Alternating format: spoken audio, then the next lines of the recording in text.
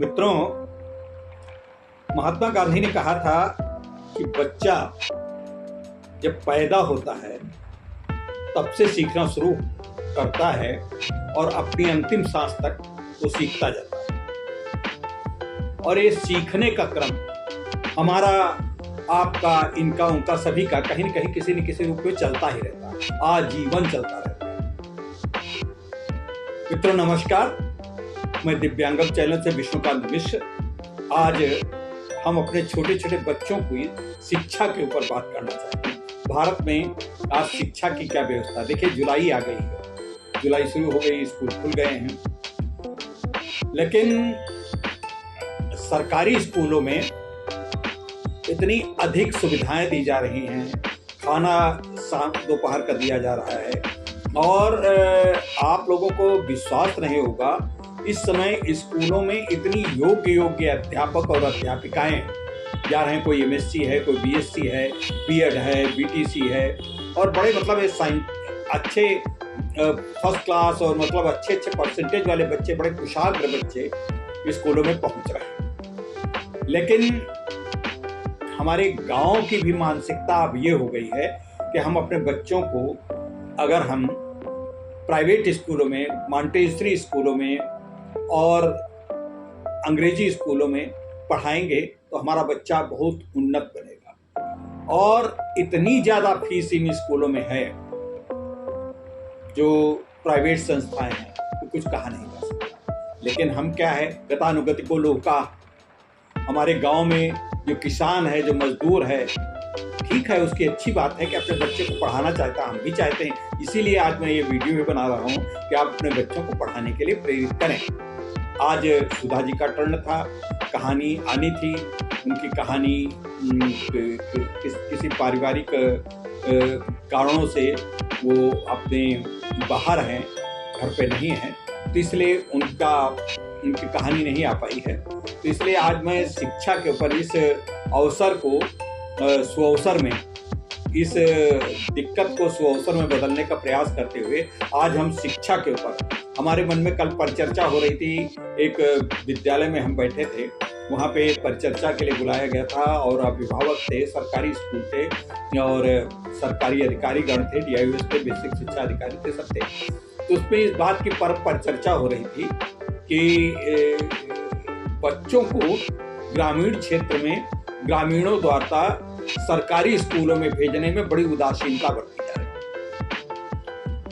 अब जब हमारे अध्यापक और अधिकारीगण जब वहाँ स्कूलों में, जब बच्चों से, जब उनके अभिभावकों से बच्चों के संपर्क करते हैं, तो कहते हैं हाँ भेजेंगे, आपके यहाँ तो कुछ पढ़ाई होती नहीं, वो टीचर जो है स्वेटर बिना करती हैं, और टीचर जो है बात करा करती, गप्पे करा करती हैं। ऐसा नहीं है।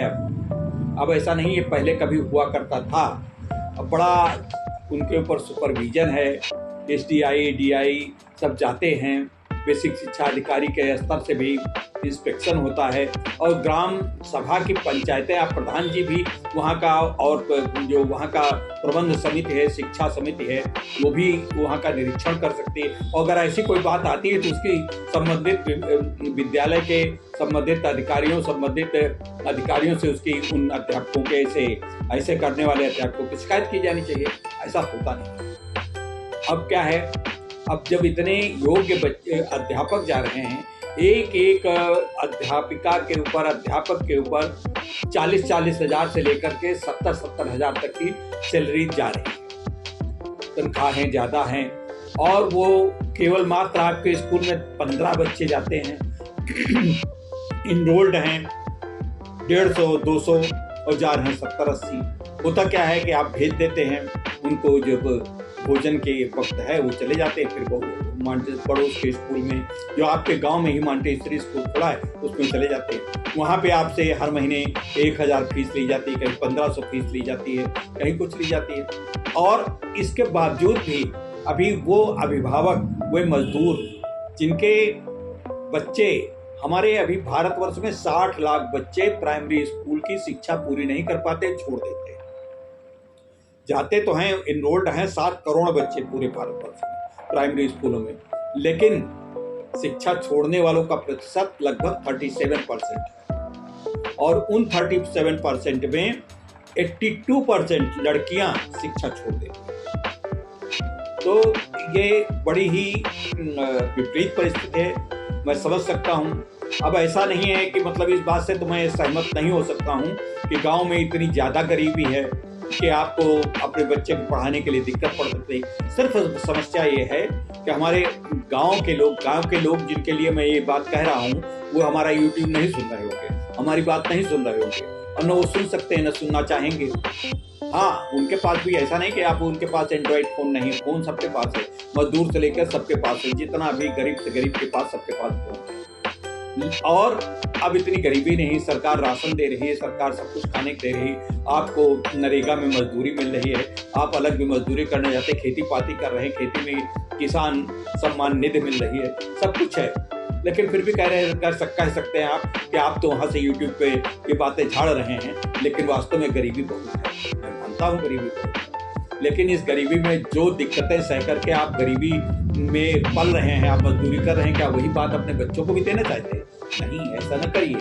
बच्चों को स्कूल भेजिए, बच्चों को पढ़ने भेजिए, आपको बच्चों के लिए पूरा आपको यूनिफॉर्म मिल रही है, किताबें वहाँ से मिल रही, बस्ता फ्री मिल रहा है, आपके बच्चों के लिए यूनिफॉर्म के लिए पैसा आपके खाते में आ रहा है, तो आप फिर बच्चों को क्यों नहीं भेजते? खाने को मिल रहा है, अरे कुछ तो पढ़ाया जाता होगा।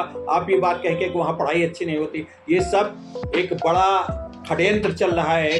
ये बड़े बड़े प्राइमरी जो बड़े बड़े ये private school, Montessori school, kindergarten school जो लूट तंत्र के हिस्सा हैं, वो इस प्रकार का षड्यंत्र चला रहे हैं कि हम जो है बच्चे को ज़्यादा आपके पढ़ाएंगे, ये नहीं पढ़ा पाते। वो क्या करते हैं, बस अंग्रेजी ये सब अंग्रेजी बोलना सिखा दिया, ये सब सिखा दिया अनावश्यक रूप से। कोई ऐसी बात नहीं, अंग्रेजी अब तो प्राइमरी स्कूल में, अपने आपके स्कूलों में, प्राइमरी स्कूल में अंग्रेजी पढ़ाई जाने लगी। आप बच्चों को अपने स्कूल में भेजिए, गवर्नमेंट स्कूल में भेजिए, सरकारी स्कूल में भेजिए। अब वो बातें नहीं रह गई। हाँ, आप ये कह सकते हैं उनका फलाने का बच्चा तो वहाँ पढ़ के अधिकारी बन गया, हमको गांव के लोगों को आप बेवकूफ़ बना रहे हैं कि आप हम प्राइमरी स्कूल भेजें। लेकिन तब वो अधिकारी बन गया प्राइमरी मॉन्टेसरी स्कूल पढ़ के, तब ठीक है, तब प्राइमरी स्कूलों में पढ़ाई इतनी अच्छी नहीं होती थी। हालांकि मैं भी प्राइमरी स्कूल पढ़ा हुआ हूँ, अपने महमूदाबाद क्षेत्र के गुलरामों के प्राइमरी स्कूल का ही पढ़ा हूँ, कक्षा 5 तक, और कक्षा 8 तक मतलब जूनियर हाई स्कूल का पढ़ा हुआ, और कहाँ तक पहुँचा, बड़ी अच्छी सरकारी केंद्रीय सेवा में सरकारी नौकरी की। लेकिन अब इस बात को कह के आप अपने बच्चे के भविष्य के साथ खिलवाड़ कर रहे हैं। आप अपने बच्चे को स्कूल भेजिए और बच्चे को पढ़ने के लिए प्रेरित करिए। बच्चे को निश्चित रूप, मान लीजिए आप क्या करते हैं, अब जो ये 37% बच्चे स्कूल छोड़ के चले जाते हैं, उनमें वही बच्चे हैं जिनको पढ़ाई से मतलब नहीं है, बकरियां चराने के लिए भेजने से ज़्यादा मतलब है। ठीक है, आप बकरियां चरवाइए, पढ़ने के बाद भेजिए, बकरी चरा लाएगा, आप कोई भी काम कर लेगा। अभी उसको मजदूरी करने की उम्र नहीं है। अभी आप उसको 12-13 साल तक का तो मतलब पढ़ने दीजिए, कम से कम पढ़ना तो उसको पूरा चाहिए। पढ़ेंगे तभी वो नौकरी पाएंगे। अब तो बड़ी अच्छी नौकरी मिल रही है, आरक्षण है गरीबों के लिए, अनुसूचित जातियों के लिए, बैकवर्ड के लिए, सवर्णों के लिए, सबके लिए। गरीब सवर्णों के लिए भी 10% का आरक्षण है। तो आप वो आरक्षण की बात तो भूल जाइए। आप अपने मन से उस बच्चों को अपने आप पूरी तरीके से आत्मनिर्भर बनाने की दिशा में आप काम करिए, उनको पढ़ने दीजिए, और पढ़ करके जब वो आगे बढ़ेंगे तभी तो आपके साथ कंधे से कंधा बना करके इस देश के एक मतलब सशक्त देश बनाने में उनकी भूमिका होगी। वो बच्चों क्या कहा गया है कि इस देश की जगह पे बच्चों दिखाओ चल के, ये देश है तुम्हारा, नेता तुम ही हो कल के। तो इस देश के अब नेताओं की बात जब आती तो आप लोग कहते हैं नेतागिरी भैया करने नहीं देंगे, उमा गुंडा। ठीक है, कुछ हद तक बात आपकी सही होती है, लेकिन जब आप यही कहते रहेंगे तो गुंडे मवाली ही नेता बनते रहेंगे। आप अच्छे लोगों को भी नेता बनने के लिए जिस प्रकार से और जॉब है, उसी प्रकार से नेता बनने के लिए भी उनको सुसंस्कृत कीजिए, उनको पढ़ाइए लिखाइए, उनको आगे बढ़ाने के लिए प्रयास करिए। अब वो जमाना खत्म हो गया कि आपको दस्तखत कुछ भी कराए। अब तो हर चीज ऑनलाइन पेमेंट हो रहा है, आपके खातों में सब कुछ आ रहा है, नरेगा का भी पैसा आपके खाते में जा रहा है। अब प्रधान जी क्या करते हैं, अगर आप पढ़े लिखे नहीं तो प्रधान जी आपसे कहते हैं आप पासबुक दे दीजिए, और पासबुक लेकर के आपके खाते से पैसा निकाल लेते हैं। आपको 100-200 रुपए के हिसाब से रोज 100 रुपए के हिसाब से रोज पकड़ा देते हैं, या 50 से 60 रुपए के हिसाब से। तो प्रधान जी के ऊपर ये अंकुश तभी लग सकता है जब आपका लड़का पढ़ा लिखा होगा, आपका बच्चा पढ़ा लिखा होगा। आप भी थोड़ा सा उसमें उससे सहयोग कर सकते हैं। आप कुछ पढ़िए लिखिए, अपने दिमाग को खोलिए, और जब तक इस दिमाग को खोलेंगे नहीं तब तक कुछ नहीं होने वाला। कितना भी सरकारें कुछ कर दें। तो मित्रों, आज ये हमारी बड़ी इच्छा है कि आप हमारी इस बात को समझें और इस बात को समझते हुए आगे बढ़ने का प्रयास करें। हम यही आप लोगों से अनुनय प्रार्थना करते हैं कि आगे चल करके आप अपने बच्चों को स्कूल जरूर भेजिए, जरूर भेजिए, जरूर भेजिए। तभी सरकार का प्रयोजन। अब सरकार मतलब बहुत कुछ कर रही है। एक जैसा कि मैंने बताया, अध्यापकों को अच्छी तनख्वाह मिल रही है, आप बच्चों के लिए वहाँ पढ़ाई मिल रही, पाठशाला स्कूल भी स्वच्छता बन रही है, सफाई हो रही है, अच्छी अच्छी बिल्डिंग्स बन रही हैं। तो इन सब चीज़ों का उपयोग करिए। जब ये खाली बन जाएंगे उसमें कोई जाएगा नहीं तो इनका क्या मतलब।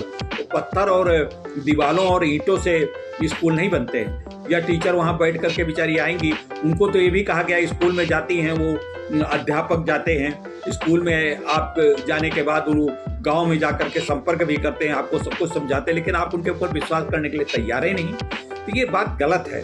थोड़ा सा हमको, और जो भी ये वीडियो सुन रहे हैं, उनको गांव के लोगों में जागरूकता फैलानी चाहिए। स्लम एरिया के जो लोग हैं, नगरों में भी, गांव शहरों में भी आपके नगर पालिकाएं बहुत अच्छे अच्छे स्कूल चला रही हैं, प्राइमरी स्कूल। उसमें बच्चों को भेजिए, पढ़ने दीजिए। सब अल्पसंख्यक और बैकवर्ड अनुसूचित जाति के बच्चों को कहीं न कहीं वजीफा भी मिलता है उनको। तो इन सब चीज़ों को फ़ायदा उठाइए, बच्चों को स्कूल भेजिए। जुलाई शुरू हो गया, सत्र शुरू हो गया, आप अभी घर में अपने बच्चों को पता ही नहीं क्या है, किताबें फ्री मिल रही हैं, बस्ता फ्री मिल रहा है, यूनिफॉर्म फ्री मिल रही है, तब फिर बच्चों को आप स्कूल जाने क्यों नहीं दे रहे हैं? क्यों रोक रहे हैं? न रुकिए प्लीज़। आपसे हाथ जोड़कर गुजारिश है कि आप इन अभिभावकों को समझाइए कि अपने गांव के अभिभावकों को, गांव के आपके मित्रों को, गांव के सहयोगियों को, रिश्तेदारों को समझाइए कि अपने बच्चों को स्कूल जरूर भेजें, जरूर भेजें, जरूर भेजें। फिर मिलते हैं अगले दिन। आप हमारा बृहस्पति और शुक्रवार का कार्यक्रम जरूर सुना करिए। और कहानियाँ और ये सब तो आती हैं, आज नहीं आ पाई, नहीं तो वैसे आज का टर्न हमारी बहुत लोकप्रिय प्रस्तोता श्रीमती सुधा सिंह जी का टर्न था कहानी सुनाने का। लेकिन कहानी से ज़्यादा मुझे लगता है आज का ये जो मैंने उद्बोधन किया है, ये अति महत्वपूर्ण है समाज के लिए, आपके लिए, हमारे परिवारों के लिए, बच्चों के लिए। तो नमस्कार मित्रों, आपको ये कैसा लगा उद्बोधन, आप जरूर बताइएगा। नमस्कार, धन्यवाद।